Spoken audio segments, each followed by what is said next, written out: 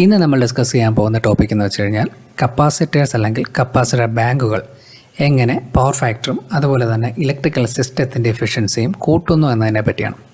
അതുപോലെ ഇവ എങ്ങനെ ഒരു ഇലക്ട്രിക്കൽ സിസ്റ്റത്തിൽ യൂസ് ചെയ്യാമെന്ന് നോക്കാം. നമുക്കറിയാം, മിക്കവാറും എല്ലാ ഇലക്ട്രിക്കൽ ഇൻസ്റ്റാളേഷനുകളിലും ഇൻഡസ്ട്രികളിലുമൊക്കെ പവർ ഫാക്ടർ ഇംപ്രൂവ് ചെയ്യുന്നത് കപ്പാസിറ്ററിൻ്റെയും കപ്പാസിറ്റർ ബാങ്കിൻ്റെയും സഹായത്തോടു കൂടിയാണ്. അതിനായി ആദ്യം നമ്മൾ നമ്മുടെ ഇലക്ട്രിക്കൽ സിസ്റ്റത്തിലുള്ള ആക്റ്റീവ് പവറിനെയും റിയാക്റ്റീവ് പവറിനെ പറ്റിയും ചെറുതായിട്ടൊന്ന് മനസ്സിലാക്കാം. സിസ്റ്റത്തിന് വർക്ക് ചെയ്യാൻ ആവശ്യമുള്ള പവറിനെയാണ് നമ്മൾ ആക്റ്റീവ് പവർ എന്ന് പറയുന്നത്. ഇതിനെ യൂസ്ഫുൾ പവർ എന്നും അറിയപ്പെടുന്നു. അടുത്തായിട്ട് അവിടെ റിയാക്റ്റീവ് പവർ ഉണ്ടെന്ന് നമുക്കറിയാം. പക്ഷേ ഈ റിയാക്റ്റീവ് പവർ കൂടുന്നതനുസരിച്ച് ഇലക്ട്രിക്കൽ സിസ്റ്റത്തിൽ പവർ ഫാക്ടർ കുറയുന്നതായിട്ട് കാണാം, അല്ലെങ്കിൽ പവർ ഫാക്ടർ വീക്ക് ആകുന്നതായിട്ടും കാണാം.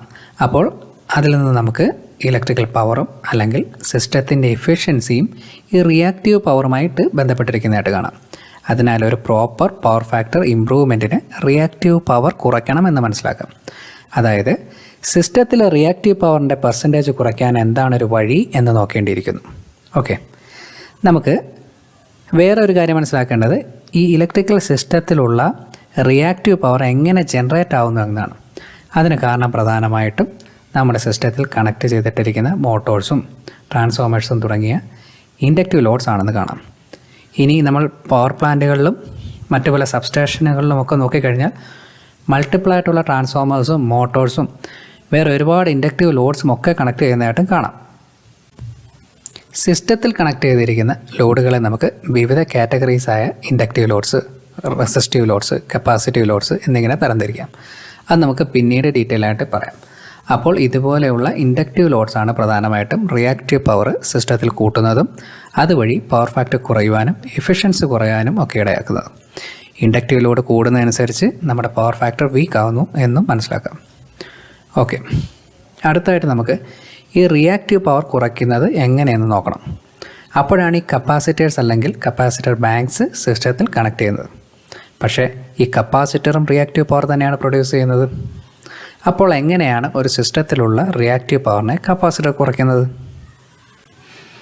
അവിടെയാണ് നമ്മൾ മനസ്സിലാക്കേണ്ടത്, സിസ്റ്റത്തിൽ കണക്ട് ചെയ്ത ഇൻഡക്റ്റീവ് ലോഡ്സ് ഉണ്ടാക്കുന്നത് ലാഗിങ് റിയാക്റ്റീവ് പവറും ഇൻസ്റ്റോൾ ചെയ്ത ഈ കപ്പാസിറ്റേഴ്സ് ഉണ്ടാക്കുന്നത് ലീഡിങ് റിയാക്റ്റീവ് പവറുമാണ്. അങ്ങനെയുള്ളൊരവസ്ഥയിൽ ഈ ലീഡിങ് റിയാക്റ്റീവ് പവർ മറ്റേ ലാഗിങ് റിയാക്റ്റീവ് പവറിനെ കോമ്പൻസേറ്റ് ചെയ്യുന്നു. മനസ്സിലായെന്ന് കരുതുന്നു.